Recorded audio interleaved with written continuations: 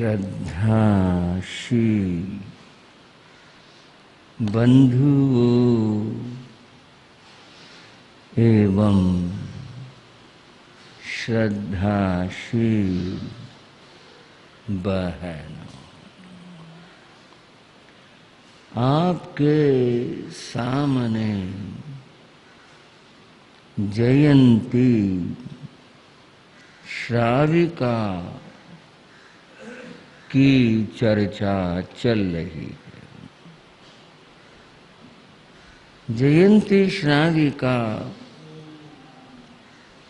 जैन शासन की एक महान सन्नारी हुई है। विराजकुमारी थी और भगवान की परम उपासिका थी। एक बार वह भगवान के दर्शन करने के लिए गई थी। तब उसने भगवान से अपने मन की जिज्ञासाएं, प्रश्न पूछे थे। वे भगवती सूत्र में वर्णित हैं। जयंती के प्रश्न इसी शीर्षक से शास्त्र में उनका जिक्र है। जयंती के कई प्रश्न और भगवान ने जो फरमाया वे समाधान आपने सुने। अब एक और प्रश्न मैं आपके सामने प्रस्तुत कर रहा हूं। वह प्रश्न को लेकर है। आपको मैं बताऊं, जीव और सृष्टि ये दो चीजें ऐसी हैं जो सदैव मनुष्य के विचार का और चिंतन का विषय रही। हमेशा जीव पर और सृष्टि पर धर्मशास्त्रों में भी और जनमानस में भी चर्चा होती रही, आज भी होती है। वो चर्चा क्या है? जीव किसने बनाया? भाइयों, आप भी समझ। ये सवाल बहुत लोगों का आज भी है, धर्मशास्त्रों में भी है। जीव किसने बनाया? जीव कब से है? जीव आगे कब तक रहेगा? ये बात, ये प्रश्न हमेशा से ही बना है। इसी तरह से सृष्टि के बारे में, ये सृष्टि किसने बनाई, कब बनी और आगे कब तक रहेगी, ये प्रश्न है। बंधुओं, इन प्रश्नों पर सभी धर्मों में अपने अपने तरीके से विचार हुआ और अधिकांश धर्मों ने जो चिंतन किया वो ये किया, जीव और सृष्टि को परमात्मा ने, ईश्वर ने,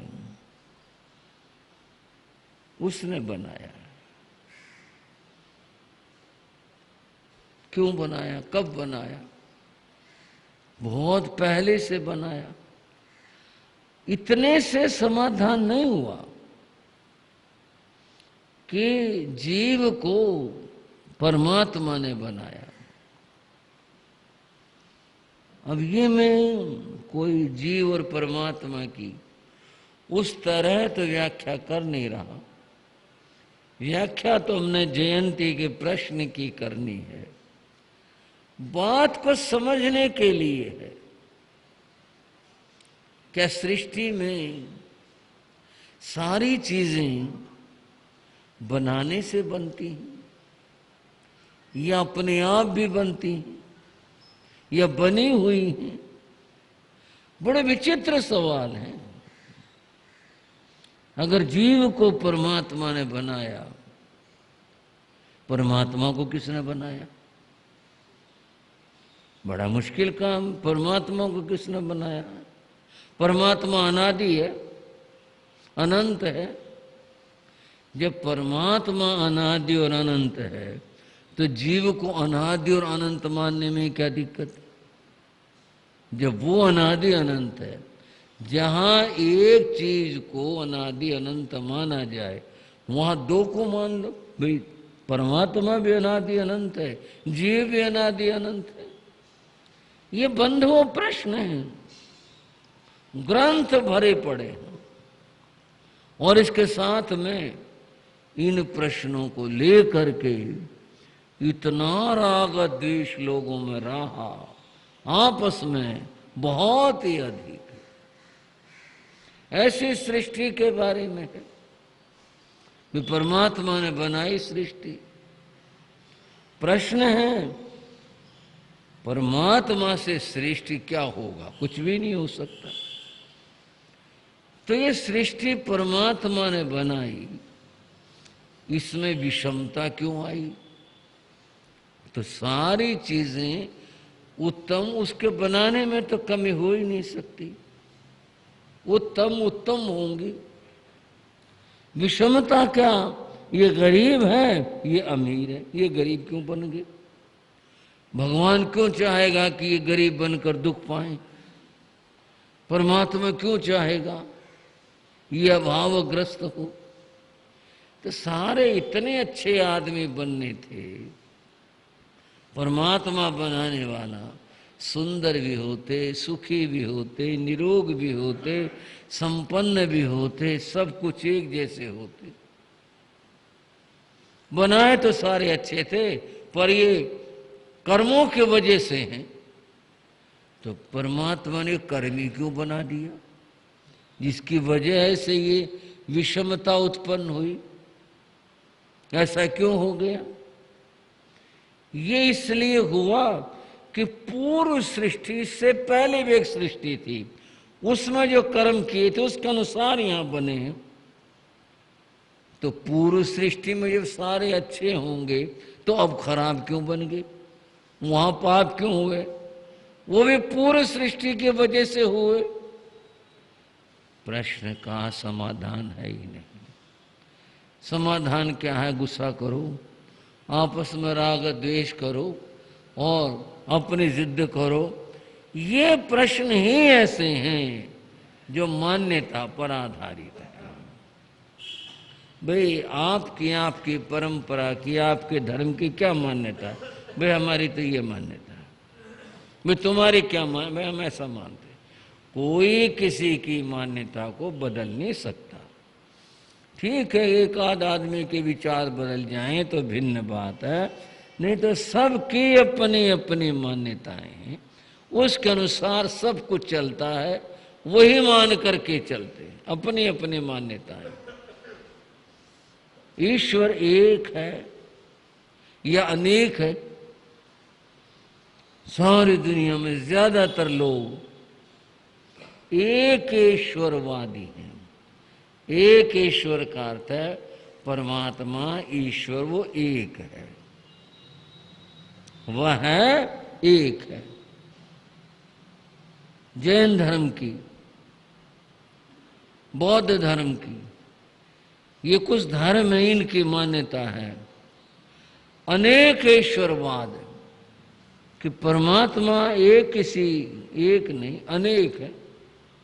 तीर्थंकर एक नहीं 24 है, और 24 ही क्या और ज्यादा सृष्टि में दूसरी जगहों पर भी है। और सिद्ध परमात्मा तो अनंत है। बंधुओं, आप विचलित न हो, ये केवल बात मान्यताओं की है, और जो जिस परंपरा से जुड़ा है उसको वही ठीक लगती है, वो प्रिय भी लगते नहीं भाई ये ठीक है, ठीक है, बड़ी अच्छी बात। एक ईश्वरवादी लोग भी हैं दुनिया में, अनेक ईश्वरवादी लोग भी दुनिया में हैं, अपनी अपनी मान्यताएं, अपनी सोच। राग द्वेष नहीं करना, ये किसी ने नहीं सिखाया। भाई दूसरे के प्रति द्वेष करो, कोई हमारे से द्वेष करे, ये नहीं, ठीक है भाई, अपनी सोच और अपनी मान्यता। यहां क्या प्रश्न और चर्चा है? यहां है जयंती ने जीव के बारे में पूछा।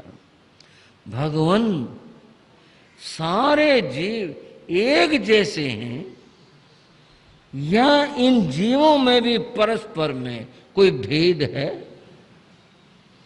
हम जो जानते हैं, आप और हम ये जानते जीवों में जो भेद है वह कर्मों का भेद है। कोई पुण्यशाली जीव है, कोई पाप कर्म करने वाला है। इन अच्छे बुरे पुण्य पाप के कारण से जीव कुछ नरकवासी हैं, कुछ तिर्यंचवासी हैं, कुछ मनुष्य लोकवासी हैं, कुछ देवलोक में हैं। कुछ मैं कह रहा हूं, जीव तो अनंत है, समझने की भाषा थी। बंधुओं, ये सदा ऐसे रहेंगे ऐसा भी नहीं है। नरक का जीव जब अपने कर्म भोग लेता है तब वहां से मुक्त हो जाता है और अपने अन्य कर्मों के कारण से वह त्रियंच मनुष्य आदि में चला जाता है। मनुष्य है, ऊपर जाए, देवलोक में चला जाए, दोबारा मनुष्य बन जाए, त्रियंच पशु गति में चला जाए, नरक में चला जाए। कर्मों की बात है। त्रियंच पशु गति के बाद उन जीवों की भी यही स्थिति है। त्रियंच का जीव चारों गतियों का मेहमान हो सकता है। भाइयों, समझ में आ रही है ना बात? देवलोक का जीव मनुष्य लोक में या त्रियंच लोक में आता है, नरक में नहीं जाता, पुनः देवलोक में नहीं रहता, एक जन्म लेकर फिर वो अन्यत्र कहीं जाता है।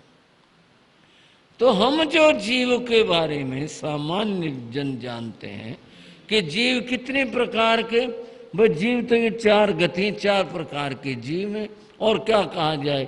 इन गतियों में फिर आगे जैसे त्रियंच गति, पशु गति में कीड़े भी हैं, मकोड़े भी हैं, पक्षी भी हैं, जलचर भी हैं, स्थलचर भी हैं, अनेक अनेक तरह के जीव हैं। ये सब स्थिति है जीवों की। भगवान ने क्या बताया? बताया तो ये भी भगवान नहीं है। जो मैंने अभी आपके आगे कहा बताया तो ये भी भगवान ने है, पर यहां भगवान ने एक और बात बताई।